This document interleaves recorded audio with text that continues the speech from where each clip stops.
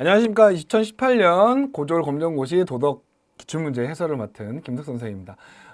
다시 한번 말씀드리지만 기출문제는 모든 입시 공부, 그런 공부의 기본입니다. 문제를 푸실 때 기출문제를 한번 확인하시고 개념을 정리하시고 문제를 풀어보는 걸 추천드리고요. 지금부터 고졸 검정고시 도덕 기출문제 2회를 풀어보도록 하겠습니다. 저는 김덕 선생입니다. 그럼 지금부터 시작해보도록 할게요.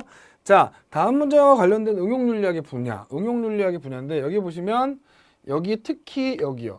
지구온난화와 기후변화, 해수면 상승 등 이런 문제들에 대한 응용윤리학의 분야는 환경윤리가 되겠죠. 여러분들 굉장히 많은 학자를 배우는 곳이죠. 공부하는 학생들이 특히 도덕 파트 공부하는 학생들이 되게 싫어하는 부분 중에 하나가 환경윤리입니다.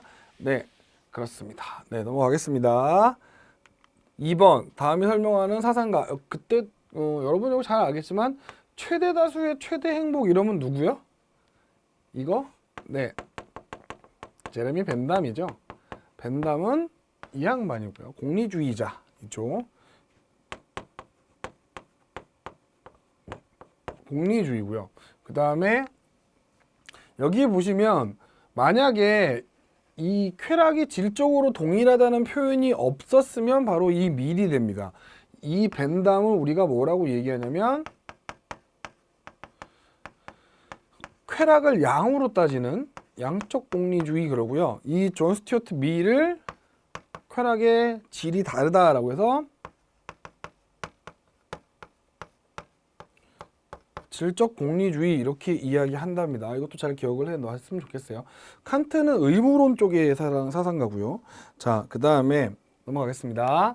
3번 고령화 사회의 노인 문제를 극복할 수 있는 방안으로 적절하지 않은 거. 고령화 사회의 노인 문제는 아주 간단한 거죠. 고령화 사회에서 노인 문제라는 건 왜 그러냐?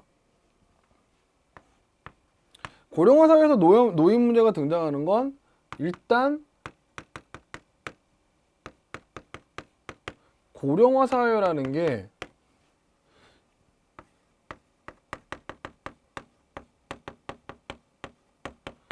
(65세) 이상의 인구가 인구 전체 비율에서 7%를 넘어가면서 7에서 14% 정도로 우리가 고령화 사회 이렇게 이야기하거든요. 그러니까 나이 든 은퇴 인구가 늘어나는 거죠. 거기다가 여기에서 왜 노인 문제가 생기느냐? 간단합니다. 그러니까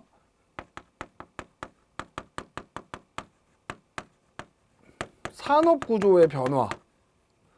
요게 노인 문제의 원인이죠. 그러니까 원래는 뭐 하고 살았는데? 농사 지으면서 살던 시대에서는 노인이 소외될 일이 없어요. 왜냐면 농업사회에서는 능력과 경험 중에 뭐가 강조되냐면 경험이 강조되거든요. 농사는 계속 반복되는 거니까 많이 지어본 사람일수록 농사를 잘 짓는 겁니다. 그런데 이게 농업사회가 뭘로? 산업사회로 포인트가 바뀌어버린단 말이죠. 그러면 뭐에서 능력과 경험 중에 뭐가 강조되는 사회가 되어버리냐면 능력이 강조되는 사회가 되어버립니다. 아무래도 나이가 든다는 건 노인이 된다는 건 그 능력치가 뭐 하는 걸 의미하냐면 떨어지는 걸 의미하거든요. 그러니까 노인의 노동력이 별 영양가가 없는 노동력이 돼버리는 거예요. 그래서 노인들이 일자리에서 소외돼 버리는 거죠. 그러니까 여기서 나타나는 노인 소외 문제는 경제적인 문제가 일단 제일 크겠죠. 그러니까 이걸 해결하기 위해서는 노인의 사회 참여를 기여하고, 그다음에 노인분들은 나이가 드시면은 아파요. 나이가 들면 조금씩 아픈 데가 생겨요. 저도 30대까지는 정말 완전 건강 그 자체였거든요. 감기 한 번도 잘 안 걸리고. 근데 40대가 딱 넘어가면서부터 몸이 하나씩 탈이 나기 시작을 하더라고요. 뭐 암도 한번 걸려보고, 갑상선에도 암 한번 걸려보고, 신장암 한번 걸려보고, 거기다가 살이 좀 쪘잖아요. 당뇨, 대사증후군도 있다고 그러고, 뭐 이것저것 예, 대상포진을 한번 걸려보기도 했고 막 그래서 별의별 게 다 생기더라고요. 그래서 예, 나이 드신 분들은 아무래도 몸이 안 좋기 때문에 의료 서비스를 예, 해줘야 될 확대해줘야 될 필요가 있고요. 그 다음에 인간다운 삶을 살 수 있도록 지원해야죠. 그죠? 근데 현대 사회에서 가족이 노인 부양을 전적으로 책임지는 건 현대 사회에서는 그렇게 바람직하지 않습니다. 그러니까 왜냐하면 농업 사회에서는 대가족이었다고요. 대가족. 가족의 수가 많아요. 그러니까 예를 들면 할아버지가 있어요. 할아버지가 이제 자녀들에게 전한 거죠. 야, 아버지 용돈 떨어졌다. 용돈 좀 보내봐. 그러면 저희 아버지 같은 경우에도 8남매셨거든요. 저희 어머니는 9남매고요. 그러니까 예를 들면 8남매가 10만 원씩만 보내도 80만 원이에요.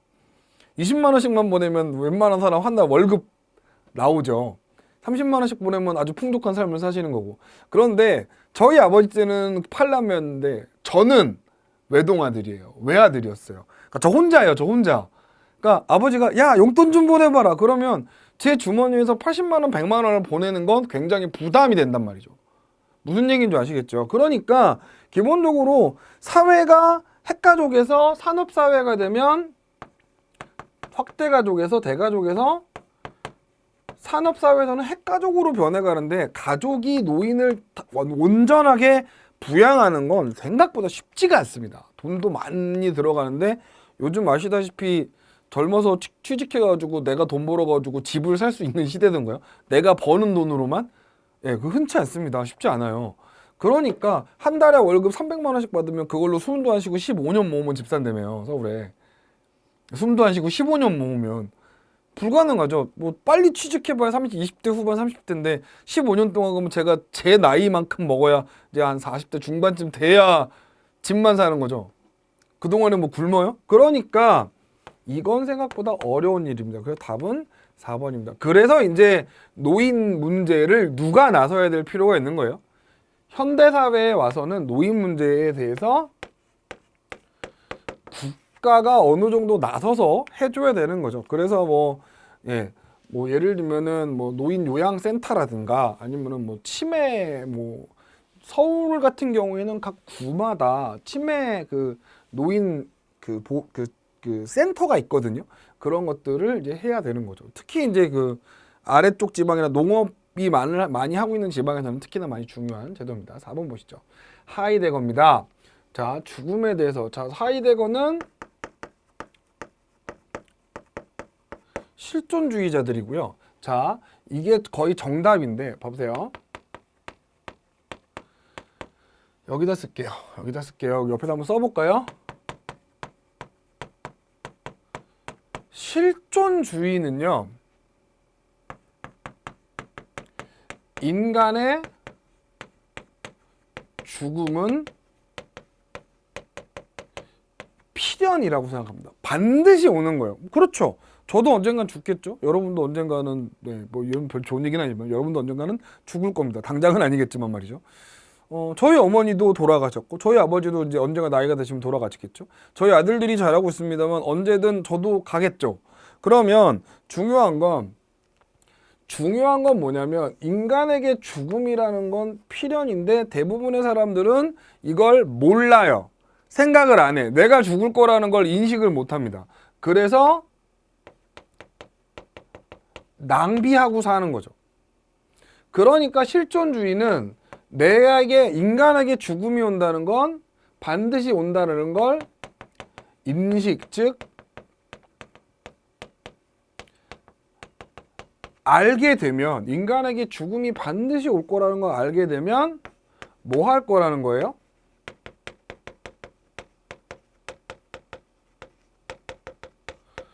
죽음을 인식하는 순간 현실을 똑바로 살아야 되는 거죠.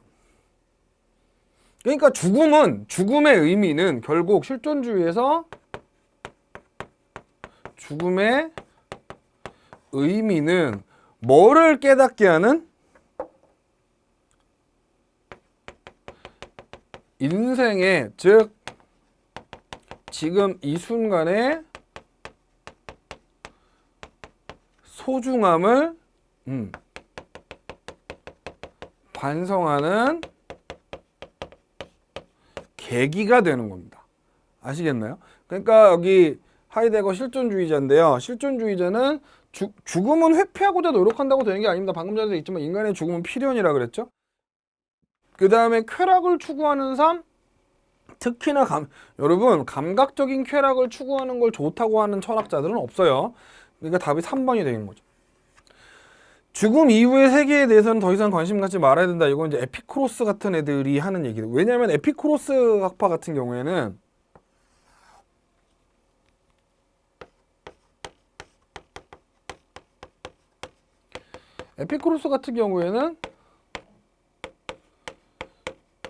죽음 이후에 인간의 육체와 영혼이 소멸돼 버린다고 생각하거든요. 에피쿠로스는 인간이 죽은 다음에 육체와 영혼이 소멸돼 버린다고 생각을 해요. 그러니까 네, 필요 없다. 네, 관심 가질 필요 없다 이렇게 얘기해요. 답은 그래서 3번입니다. 자, 5번이요. 네, 과학기술을 윤리적 관점에서 평가하면 안 돼. 과학기술은 가치와 무관한 사실의 영역으로 봐야 돼. 둘 다 공통으로 지향하는 건 지금 윤리적인 입장에서 과학을 보면 안 된다고 하는 입장이니까 요거는 이제 과학기술의 가치 중립성을 이야기하는 겁니다. 이거는 여러분들이 이 문제를 이해하시려면 이건 개념 강의를 좀 보셔야지 이해하실 수 있는데 하나만 얘기해 드리면 가치가 뭘까요? 가치. 여기 지금 가치 중립적이니 가치가 개입돼 있니 이런 얘기가 나온단 말이죠. 가치라는 단어는 우리가 옳고 그름, 선, 악이나 아름다움과 이거를 구분하는 걸 가치라 그러거든요. 그러니까 가치 중립은 가치 중립이라는 건 위에 있는 이거를 에 대한 판단을 유보하는 거예요. 지금 당장은 판단을 안 하는 거죠. 그게 가치 중립이라는 면이고 가치 개입은 이거 판단을 하는 걸 얘기하는 겁니다. 지금 과학기술의 윤리적인 관점을 들이대면 안 된다고 하고 있으니까 얘는 가치 중립적인 입장인 거고요. 그 다음에 가치와 무관한 사실의 영역이다라고 하니까 얘도 가치 중립적으로 이야기를 하고 있는 거죠. 이 세 개는 다 2, 3, 4번은 가치 개입을 이야기하고 있는 표현으로 다 같은 표현입니다. 넘어갈게요. 자, 6번입니다. 다음 내용이 공통으로 비판하는 문제. 자, 인간은 존엄성과 고유성을 훼손한다. 사실은 인간은 존엄성과 고유성을 훼손한다. 이것만 보셔도 나오죠. 뭐요? 인간 복제 얘기입니다. 인간 복제. 자, 봐봐요. 여러분은 인간이 왜 존엄하냐?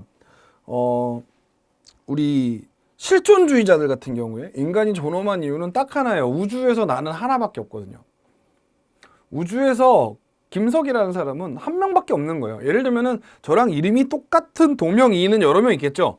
하지만 저와 똑같은 삶을 산 사람은 아무도 없어요. 아기 때 내가 어떤 선택을 하고 누구 친구를 만나고 누구 선택을 하고 무슨 선택을 하고 대학을 어떻게 선택해서 어디 와서 여기 시대에 대해서 강의하고 있는 김석은 딱 한 명밖에 없는 거죠. 우주에서. 그러니까 예를 들면은 제 이름으로 가끔 심심해서 검색을 해보면 저도 가끔 나옵니다. 네. 철학자 김석이라는 그 서강대 철학과 교수님이 한 분 나오시더라고요. 그 다음에 아동문학가 분야 분 나오시고 시인이 한 분 나오시고 그 아역 탤런트 출신의 지금 승마 선수인 김석이라는 친구가 나오더라고요. 동명이인은 되게 많죠. 하지만 같은 인생을 사는 사람은 없기 때문에 고유한 거거든요. 존엄하고 고유한 건데 만약에 김석이라는 사람을 똑같이 누구 카피한 클론을 내놓으면 인간의 뭐가 고유성이 사라지는 거죠. 그 다음에 자연스러운 출산 과정에서 어긋나는 건 잘 생각해 보세요. 인간이 만들어지는 과정은 남녀가 만나서 연애해가지고 그런 성적 관계를 가져서 아이를 낳는 거죠. 뱃속에서 9달 동안 키워서 아이를 낳는 거잖아요. 근데 인간을 복제하면은 진짜 그 인큐베이터에서 어떤 실험실에서 인간을 만드는 과정이 만들어지죠. 일반적인 출산 과정이 어긋난다. 그래서 인간 복제입니다. 넘어갈게요. 7번. 다음 설명에 해당하는 거. 자, 네. 특정인에 대해서 공격하거나 허위 사실을 유포하는 걸 요즘에 이제 이거를 사이버 불링이라고 얘기하죠. 가짜 뉴스, 그러니까 특정인을 대상으로 지속적인 팀적인 공격을 가하거나 정보나 허위 사실을 유포해서 고통을 느끼도록. 얼마 전에 저기 모 방송국 PD하고, 그러니까 우리가 보통 그거 있잖아요. 찌라시, 증권가 거시기라고 부르는 애들이 주로 이거죠. 그러니까 불링이라는 건 이렇게 배척하는 거예요. 옛날 같은 경우에는요, 그러니까 뭐 이런 뭐라 그러지? 뭐 별로 좋은 표현은 아닙니다만 뭐 무슨 성관계 동영상, 연예인 이름 붙은 동영상 이런 게 나왔을 때 그 동영상의 주 타겟은 연예인들이나 아니면 사회 유명 인사였어요. 근데 그러니까 이런 흔히 말하는 찌라시 같은 것도 타겟이 사회 유명 인사였거든요. 뭐 예를 들면은 모 연예인 누구가 뭐를 했는데 뭐 했대. 이게 찌라시의 내용인데 요즘은 찌라시의 내용이 달라요. 아시나요? 평범한 직장을 다니고 있는 어떤 남성, 어떤 여성 누구가 남자 관계가 굉장히 난잡하고 그래서 동영상을 찍었는데 그 동영상이 이거고 사실은 아주 난리가 났다. 이런 식으로 찌라시가 돈다니까요. 그러면 문제는 그 찌라시의 당사자가 된 사람은 본인도 모르게 인격 살해를 당하고 있는 거죠. 그런 걸 우리가 뭐라고? 사이버 불링 이렇게 얘기합니다. 자, 넘어갈게요. 자, 그 다음에 8번. 자, 다음에 해당하는 거, 형은 동생을 벗으로 대하고 동생은 형을 공경하는 마음, 형우 제공 이렇게 되는 거죠. 벗으로 대하고 형우, 벗우자죠. 형은 동생을 벗으로, 동생은 공경한다, 형우 제공 이렇게 되는 거죠. 중마고는 친구죠. 중마, 이거 어릴 때 중마 타는 놀이고, 교우신도 이것도 친구고 친구, 다 친구 얘기입니다. 자, 넘어갈게요. 9번이요. 당어 장기이식의 윤리적인 문제래요. 자, 장기가 부족한 상황에서 누구한테 먼저 이식할까? 자, 장기 기증, 장기 이식은 항상 문제가 되는 게 수요는 엄청나게 많은데 공급이 없거든요. 그죠? 그래서 이거죠, 이거 3번. 공정한 분배. 누구에게 나눌 것이냐. 그러니까 예를 들면 그래서 실제로 우리나라 현재 뇌사자 장기 기증 문제 같은 경우에는 기준은 이래요. 그러니까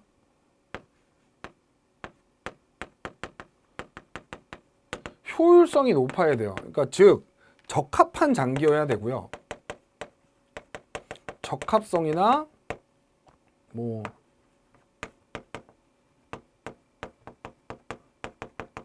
이런 게 높은 사람이 우선. 이게 효율성이죠. 그 다음에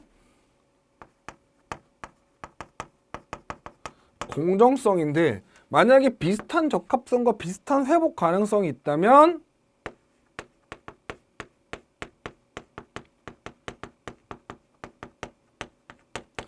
오래 기다린 사람이 우선하는 거예요. 이해가세요? 그런데 문제는 이거 두 개도 비슷할 때 어떡하냐. 이거 되게 좀 고민할 문제죠. 그래서 이제 가장 요즘에 많이 윤리적으로 문제가 되고 있습니다.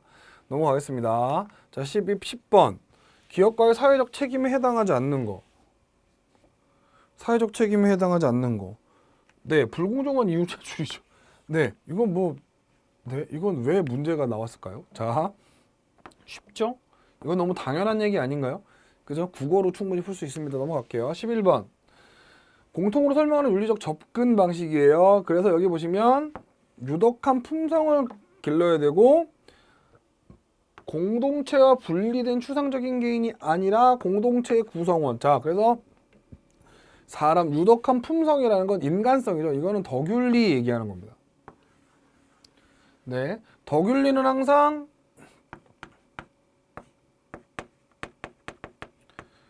자, 여기 좀 적어보세요. 덕윤리는 도덕적 행위보다 뭘 강조해요? 도덕적인 인간을 강조합니다. 그러니까 대다수의 윤리적 접근은 올바른 행동을 하라가 접근이 되거든요. 근데 덕윤리는 그게 아니라 올바른 사람이 되면 자연스럽게 올바른 행동을 할 거야. 이런 접근이 됩니다. 자, 넘어갈게요. 그 다음에 또 하나 덕윤리의 특징은 네, 공동체 중심의 윤리라는 것도 기억을 해주시면 여기 보시면 알겠지만 그래서 아리스토텔레스 같은 사람이 대표적인 사람이죠. 의무론은 칸트고요. 공리주의는 뭐 벤담이나 이런 사람들이고 담론윤리는 하버마스입니다. 넘어갈게요. 12번 아는 것이 힘이다. 이거는 베이컨. 이 말만 딱 보더라도 특정 학자를 표시하는 되게 자주 나오는 단어들이거든요. 그러니까 알아두시면 좋습니다. 과학문명은 자연을 정복해 인간을 물질적 생활로 향상시키는 게 이건 베이컨입니다. 인간 중심주의의 시각에서 하는 얘기죠. 참고로 플라톤하고 하버마스는 아예 관계가 없고요. 플라톤도 관계가 없고 슈바이처는 이제 생명 중심주의 세상이고요. 자, 테일러입니다. 테일러. 이 사람은 생명 중심 환경 윤리 얘기예요. 이거 다. 자, 이 사람은 도덕적인 의무는 무생물이 아니라 인간, 동물, 식물까지 도덕적 의무를 갖습니다. 그러니까 무생물에 대한 도덕적인 의무는 없어요. 네, 테일러는요. 그 다음에 도덕적 고려의 범위를 식물까지 확대한 거 맞고요. 그 다음에 인간과 자연을 분리하지 않아요. 여러분, 인간과 자연을 분리하는 사상이 누구? 이게 인간 중심주의고요. 안 분리합니다. 이분법적으로 바라보면 다시 한번 말씀드리지만 인간 중심, 특히 데카르트 같은 사람이 이렇게 이분법적으로 바라보죠. 그 다음에 자연을 이용하고 지배하는 걸 정당화했다. 이건 데카르트라든가 베이컨이라든가 이런 학자들을 이야기합니다. 그러니까 답이 되는 건 2번밖에 없습니다. 14번이요. 사회윤리적 관점. 여기 보세요, 여러분. 사회윤리적 관점을 우리 여러분 책에서 사회윤리적 관점을 이야기하는 건 이 사람밖에 없어요. 니부어. 제가 니부어는 두 가지를 기억해야 됩니다. 하나는 뭐? 개인은 뭐한데? 착해, 도덕적인데 사회는 절대 도덕적이지 않다고 말씀드렸었죠. 도덕적 개인, 비도덕적 사회. 그 다음에 선의지의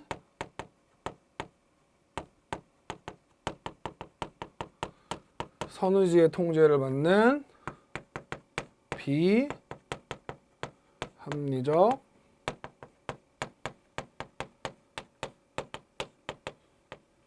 비합리적 수단의 사용. 요것도 잘 체크를 하시고 넘어가셨으면 좋겠습니다. 자, 그래서 사회 구조나 부조리에서 이건 니부어 얘기고요. 그러니까 식품 첨가물을 넣는데 위해성 논란이 있대요. 그러니까 양심과 도덕성에 호소하는 건 안 되죠. 이거는 사회윤리적 관점이 아니라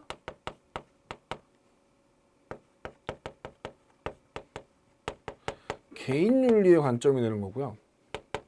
개인윤리의 관점이 되는 거고, 생산과 유통 과정에서의 개인적인 노력이 필요하다.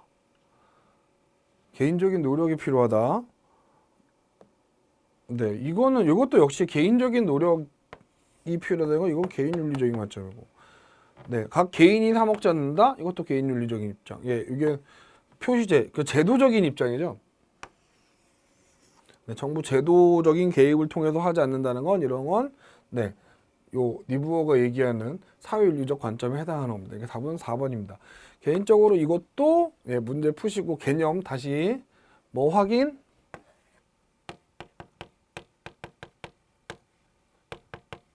책에 있는 책의 개념을 확인하든 뭐라든 개념을 확인을 꼭 하고 넘어가셨으면 합니다. 생각보다 어려운 부분이에요. 자, 넘어가죠. 15번.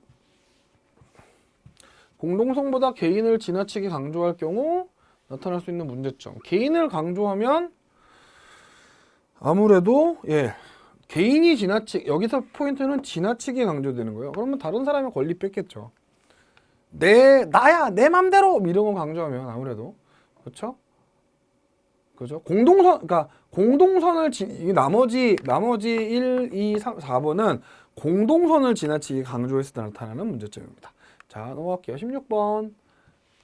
자, 롤스다. 네, 이것도 제가 잘 써놨네요. 개념 확인 하셔야 돼요. 자, 롤스는 제1의 원칙을 평등한 자유의 원칙, 제2의 원칙을 차등의 원칙, 기회균등의 원칙을 얘기했습니다. 차등의 원칙의 내용이 뭐죠? 최소 수혜자에게 최대의 이익이 되도록 조정하는 거. 이게 차등의 이 원칙입니다. 정확하게 최대의 이익이라고 해서 여러분이 가끔 좀 그러면 가난한 사람이 제일 많이 받아요 이렇게 하시는 분이 있는데 그건 아니고요. 가난한 사람이 최소한 인간다운 삶을 살 수 있도록 그들의 노력에 비해서 좀 더 주자는 거죠. 그러니까 예를 들면 제가 하반신 마비가 돼서 일을 할 수 없어요. 그래서 한 달에 하루에 10,000원 벌어. 그러면 제가 인간다운 삶을 살기 위해서 하루에 10,000원 갖고는 안 되거든요. 그러니까 조금 정부가 도와주고 국가가 좀 도와줘서 하루에 한 20,000원, 30,000원 정도 벌게 해주자. 이게 최대의 이익이 되도록 보장하자 이런 의미가 되는 겁니다. 자, 넘어갈게요. 자, 요거는 다시 한번 이 부분도 롤스의 정의론도 개념을 확인해 보셔야 돼요. 생각보다 어렵습니다. 자, 17번이요. 화목한 가정생활을 위한 부부간의 윤리. 보완하지 말아야 된다. 헐. 네, 이거는 맞는 말이고 공경하면서 분별 있게 맞는 말이고 차이점을 이해했는데 남녀는 분명히 다르니까요. 그러니까 저도 가끔 가다가 저희 아내가 이렇게 어떤 행동들을 이해 못할 때가 있지만 저희 아내도 마찬가지입니다. 제가 하는 어떤 행동들을 이해를 못할 때가 있어요. 네, 그런 거 서로 이해해야죠. 답은 2번입니다. 너무 쉬워서 넘어갈게요. 18번 시민불복종. 이것도 다시 한번 개념. 얘도 이 시민불복종이라는 저는 문제를 풀어드립니다만 개념 강의를 확인하셔야 돼요. 시민불복종이라는 개념 강의를 확인하셔야 돼요. 다시 한번 말씀드립니다. 왜냐하면 쉬운 개념이 아니에요. 여기 환경윤리나 시민불복종 같은 개념, 롤스나 이런 사람들은 절대 쉬운 개념이 아니기 때문에 여러분 좀 확인을 하셔야 돼요. 자, 어렵습니다. 다시 말씀드리지만 데이비드 소로. 자, 시민불복종에 대한 입장인데 소로는요, 폭력적인 수단이 정당화되는 유일한 방법. 폭력을 어쩔 수 없이 사용하긴 하지만 이걸 폭력적인 수단이 시민불복종에서 정당화되는 유일한 방법이라고 생각하지 않습니다. 가능한 한 폭력을 안 쓰는 게 좋다고 생각하는 입장이죠. 그 다음에 소규모 집단을 형성해서 비공개. 여러분, 시민불복종의 가장 중요한 특징은 비공개가 아니라 어떤 사안에 대해서 공개적으로 하는 겁니다. 공개적으로. 그 다음에 자신에게만 불리한 법률에 대한 불복종이 아니라 정의롭지 못한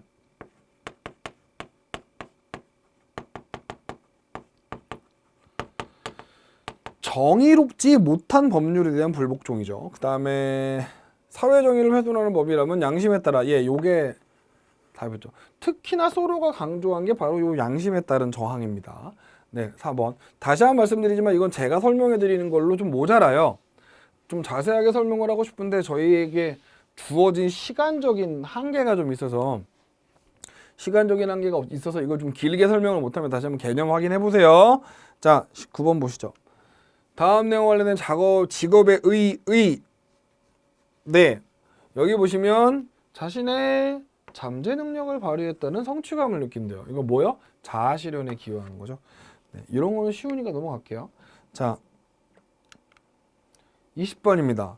다음과 같은 문제점이 나타나 있는 분배 기준, 효율성을 높이기 어렵다. 대표적인 건 요 필요에 따른 분배랑 절대적 평등이에요. 자, 업적에 따른 분배는 뭐예요? 내가 과거에 성취한 업적에 따라서 월급을 해주는 거죠. 예를 들면 추신수 선수 같은 사람은 1년에 2천만 달러씩 받거든요, 지금. 왜요? 그 사람이 해놓은 업적이 있으니까요. 그러니까 추신수라는 선수를 메이저리그 타석에 세워놓으면 적어도 3할 때 후반의 출루율과 2할 때 후반의 타율, 그 다음에 20개 플러스 마이너스 안팎의 홈런, 요런 거를 예상할 수 있는 거죠. 이해 가세요? 근데 저를 세워놓으면요, 메이저리그에. 그렇죠. 선풍기만 돌리다 오겠지. 그러면 저한테 월급이 2천만 달러를 주면 그 구단은 정신 나간 거죠. 아무런 역할을 못하는 사람한테 2천만 원 달러를 줄 수가 없잖아요. 업적에 따른 분배는 이런 거예요. 그러니까 예를 들면 호텔 주방에서 어떤 되게 유명한 이연복 셰프나 이런 사람들을 스카우트 했어요. 그럼 뭐 한 푼도 안 주고 스카우트 하겠어요? 그 양반을 스카우트 하려면 엄청난 돈을 줘야겠죠. 왜요? 업적이 있으니까요. 그 다음에 또 뭐 능력에 따른 분배는 말 그대로 능력에 따라서 분배되는 돈이 달라요. 그리고 하나 여러분, 요 분배. 요 분배 기준 뭐 하는데 이거를 여러분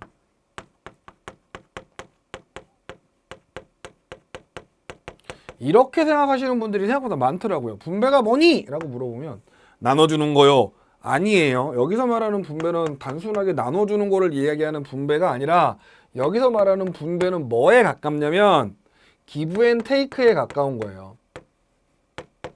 기브 앤 테이크 뭐라고요? 기브 앤 테이크 뭐 내가 노동을 했네요. 노동을 했으면 거기에 대한 뭘 받아야죠?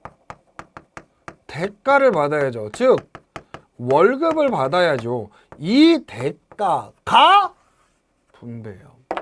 이게 분배예요. 이게 내가 노동한 내가 준 것에 대한 대가를 받는 거 그걸 분배라고 한다고요. 그러니까 능력에 따른 분배는 월급을 받는데 네 능력만큼 월급 받는 거예요. 이해가세요? 네, 그러면 문제는 뭐예요? 능력 없는 사람 죽어야 되게. 문제는 이 능력이 모든 사람에게 똑같지 않다는 거죠. 애초에 불평등하거든요. 또 하나, 업적에 따른 분배는 그럼 업적이 없는 사람은 굶어야죠. 자, 필요에 따른 분배는 필요한 만큼 받아가는 거예요. 월급을. 다시 뭐라고요? 월급을 필요한 만큼. 뭐와 상관없이? 내가 노동한 양에 상관없이. 내가 100을 일하고 100을 받아가는 게 아니라 내가 100이 필요하면 5만큼 일해서도 100을 받아가는 거죠. 그럼 잘 생각해 보세요. 여러분이 원하는 만큼 항상 가져갈 수 있어요. 일 열심히 할래요? 안 하겠죠. 그러니까 효율성이 낮아지는 거예요. 그 다음에 뭐요? 절대적 평등은 모든 사람한테 다 똑같이 주는 거죠. 뭐라고? 모든 사람에게 똑같이 줘버리면 일을 열심히 할 이유가 없죠. 내가 100을 해도 똑같이 받을 텐데. 그러니까 이 두 가지 방법은 뭐요? 효율성이 낮아질 수밖에 없어요. 그래서 기억 리을 2번입니다.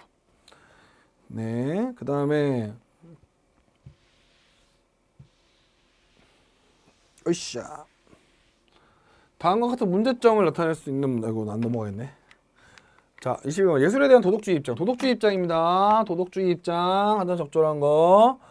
도덕주의 입장. 예, 4번이죠. 예술은 인간의 올바른 품성을 기르는 데 도움을 줘야 된다. 그죠? 요렇게 1번, 2번, 3번은 신미주의의 입장이라는 거 체크해 주십시오. 넘어갈게요. 22번입니다. 음식을 통해 서로 정을 주고받는데요. 자, 결론. 음식에 우열이 있다. 이건 말도 안 되는 얘기고. 그죠? 정을 주고받는다는 거죠. 음식을 나눈다. 한마디로 3번 되겠네요. 그죠? 음식을 또 이거는 제시문에서 알 수 없지. 그지? 그 다음에 예. 2번하고 4번은 1, 2, 4번은 제시문에서 알 수가 없는 내용이죠. 자, 넘어가겠습니다. 세계화 시대에 요구되는 자세. 바람직하지 않은 거. 문화사대주의죠. 문화사대주의가 뭐죠? 사회를 공부하셨으면 문화사대주의. 예, 우리나라 문화를 제일 낮게 보고 다른 나라 문화를 되게 높게 보는 거 문화사대주의라고 하거든요. 예, 세계화 시대에 이건 별로 좋은 게 아니죠. 나머지 세계는 좋은 얘기라 네, 맞는 말입니다. 24번 윤리적 소비. 자, 여기 보세요. 우리가 보통 소비를 얘기하면 경제학에서는 합리적 소비를 얘기합니다. 합리적 소비는 아주 간단해요. 뭐? 소득하고 소비가 있으면 뭐 하는 거예요? 이렇게 되는 거죠. 내가 번 돈이 내가 100만 원을 벌었으면 90만 원 쓰는 건 괜찮은 거예요. 이해가시나요? 그런데 여기서 얘기하는 윤리적인 소비는 뭐냐면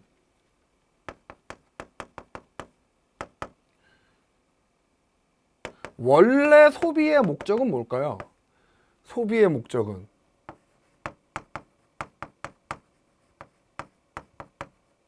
원래 물건을 사는 목적은 만족감을 얻기 위해서입니다. 그런데 윤리적 소비는 거기에 플러스 해가지고 뭐 하는 거예요?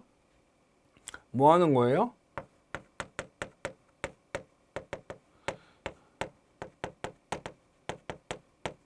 윤리적인 기준을 충족시키는 거죠.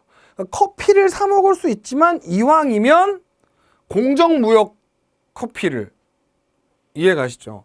예를 들면은 뭐 어떤 걸 먹지만 이왕이면은 좀 더 괜찮은 재료로 잘 만드는 사람은 얼마 전에 왜 모 과자점에서 코스트코에 있는 과자 띄어다 팔아가지고 아주 그 삼립 롤빵 팔아가지고 아주 사람들이 분노했던 왜 그 집 거 샀겠어요? 그 사건이 벌어지기 전에 좀 비싸지만 건강한 재료로 잘 만든다라는 이유 때문에 한 거였어요. 그 집 거 먹으니까 뭐 이렇게 아토피 올라오던 게 많이 적어졌어요. 이래서 한 거였다고.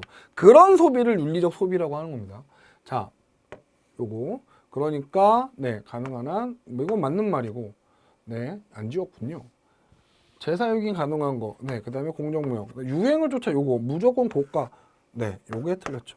무조건 비싼 거 산다고 다 좋은 건 아니더라고요. 저도 항상 느끼는 거지만 말이죠. 자, 피터 싱어입니다. 마지막. 해외 원조 얘기예요. 여러분이 좀 보시긴 죄송합니다. 제가, 네, 문제가 조금 잘렸네요. 자, 보기에는 문제 없으니까 보시죠. 해외 원조. 자, 피터 싱어는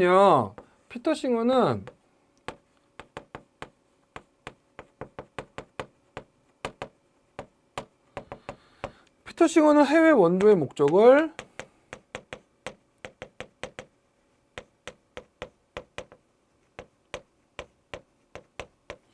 이렇게 봤어요. 인류 전체의 복지를 증진하기 위해서. 그러니까 그렇기 때문에 그러면 자 인류의 행복을 높이기 위해서 그러니까 답은 3번이 되는 거죠. 네? 3번이 되는 건데 그러기 위해서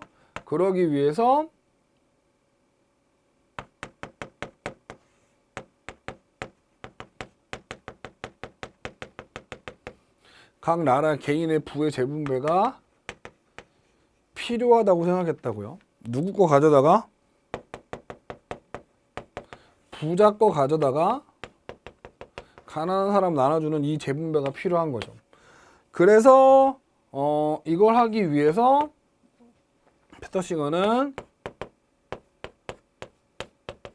1%의 기부 이런 얘기를 하죠. 소득의 몇 퍼센트 정도는 기부하는 게 낫지 않니? 이런 얘기를 합니다. 자, 그래서 이게 답은 3번이 되는 거죠. 문제가 조금 잘려서 죄송합니다. 네. 읽으시는 데는 문제는 없겠죠. 답하고도 상관이 없어서 봐주세요. 네, 오케이 여기까지 하시고요. 자, 지금까지 우리 도덕 고졸 검정고시 문제를 풀어봤습니다. 내용이 좀 어렵죠. 그래서 특히 좀 방금 전에 풀었던 이 20번의 피터 싱어 같은 케이스나 여기 보시면 네 18번이나요. 25번, 18번, 16번 그 다음에 14번, 13번, 12번, 11번 이런 문제들은 조금 여러분들이 다시 한번 말씀드리지만 개념을 강의를 보시면서 공부하셔야 됩니다. 시간이 조금 오버됐는데 네, 지금까지 고생하셨고요. 저는 김석이었습니다. 여러분 시험 잘 보세요. 수고하셨습니다.